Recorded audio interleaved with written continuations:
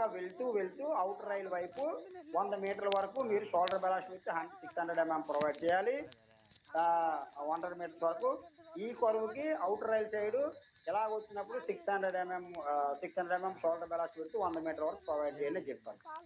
ఇది 50 మీటర్ల కంటే తక్కువ స్ట్రైట్ ట్రాక్ కనుక ఉంటే.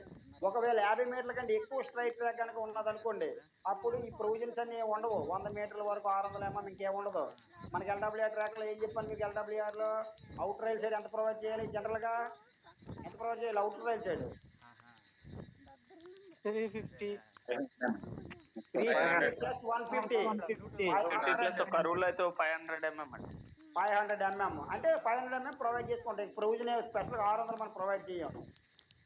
ఎందుకు? 50 మీటర్ల కంటే ఎక్కువ స్ట్రైట్ ట్రాక్ కనుక రెండు కరువుల మధ్య ఉంటే ఇంక ప్రొవైడ్ చేయాలి. అది ఎంత ఉండాలి అంటే మరీ ఎక్కువ ఉందనుకో దాన్ని ఎస్ పర్ వన్, ఇంచుమించు దగ్గరలో కొంత స్ట్రైట్ ట్రాక్ ఉండి వెంటనే కనుక కరువు తిరిగితే దాన్ని రివర్స్ కరువు అంటాం.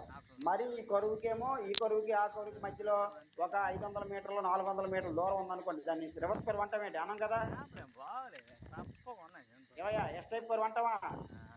సార్ వెంటనే బండి ఎలా వచ్చిన బండి ఇలా తిరిగితేనే దాన్ని ఎస్ కరువు అంటాం.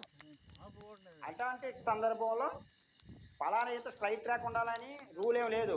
స్ట్రైట్ ట్రాక్ ఎంతైనా ప్రొవైడ్ చేసుకోవచ్చు. స్ట్రైట్ ట్రాక్ రెండు కరువుల మధ్య స్ట్రైట్ ట్రాక్ లెంత్ తగ్గుతుంది అంటే తగ్గుతున్నప్పుడే మనకి ఎస్ కరువు వస్తుంది.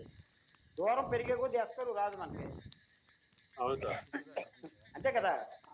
అవును సార్. ఎంత టైట్ దొరికితే మనకి ఎంత గ్యాప్ పడుతుంది. ఎలా కరువు ఉందండి, ఇలా వచ్చిందండి, ఇలా ఇక్కడ కరువు వచ్చింది అనుకోండి, లేదు ఇలా వచ్చింది అనుకోండి కరువు, అక్కడ కరువు వచ్చింది. ఇప్పుడు దీన్ని నెక్స్ట్ అని అంటాం. అనగలమా? నెక్స్ట్ అని అనగలమా? అనలేం కదా.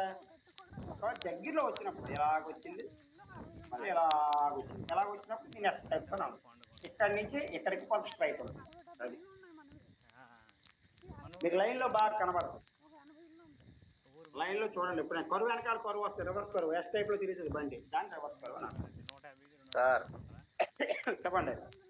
మీకు ఏ రకం కరువు కావాలంటే ఆ రకం కరువు మా దగ్గర ఉన్నాయి సార్. అదే కదా.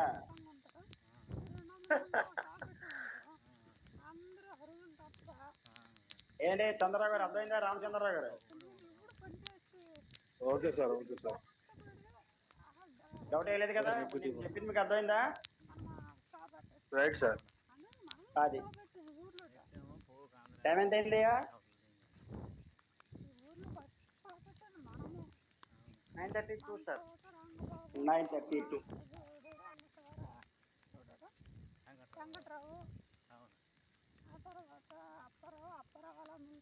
నోట్స్ ఉండిపోయినట్టు ఉంది కదా ఎస్డబ్ల్యూఆర్ మీద కొంచెం. సరే నోట్స్ రేపు తెస్తాను. బక్లింగ్ ఆఫ్ ట్రాక్ కొంచెం ఉంది, అది ఎస్డబ్ల్యూఆర్లో కొంచెం ఉంది. ఒక పావు గంట ఉంటారా? చెప్పేస్తాను నోట్స్. ఏవయ్యా మాట్లాడరేటయ్యా?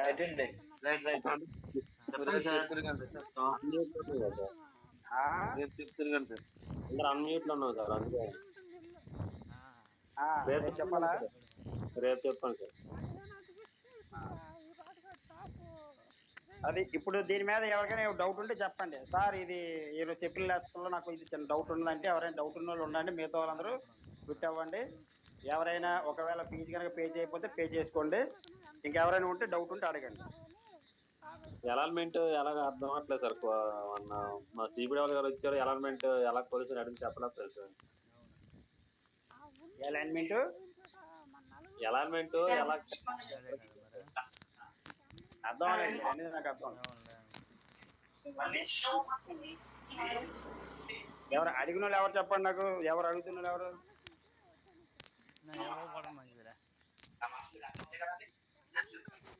చెప్పండి అయ్యా, అడిగే వాళ్ళు ఎవరు పేరు చెప్పండి.